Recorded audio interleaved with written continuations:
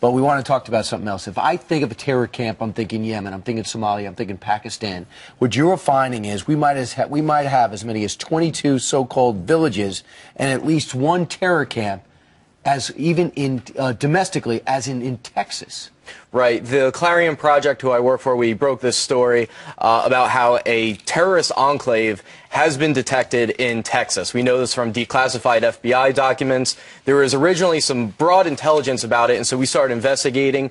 We figured out the group's front organizations that they were using in Texas, and then some activists from a group called Act for America went and verified the specific location so that we made sure that we definitely knew what we were talking about, and then we got declassified FBI documents and confirmed it from that end.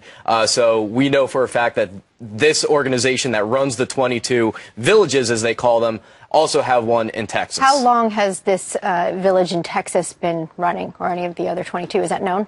Yes. The leader in Pakistan, Sheikh Jalani, came to the United States and started setting these places up in 1980. According to the locals, this specific camp started being set up in the late 1980s in Texas, and the FBI detected some movement to this camp in December of 2001. Do we have any evidence of anything bad that they've done so far? Yes. According, again, to the FBI documents, and this was previously known, they've engaged in all sorts of murders and bomb plots. But after one of their camps in Colorado was shut down, they decided to pull back a little bit because they didn't want to sacrifice their entire network. But they are still preaching jihad. They still follow this radical Pakistani cleric that they basically believe is God, and they are a dangerous group. And you can see it in the language of the FBI documents that we've released. All right, here's a map of all the 22 that have been identified and looked at. Now, we think the FBI has identified this as a group to watch, but have they said a terror group, and has Homeland Security got on board with that? Well, this is the interesting thing. They are considered a domestic organization, and because they are American citizens, it becomes very difficult to tackle them. Yes, if they find specific information about a specific individual doing something illegal, will they get them? Of course.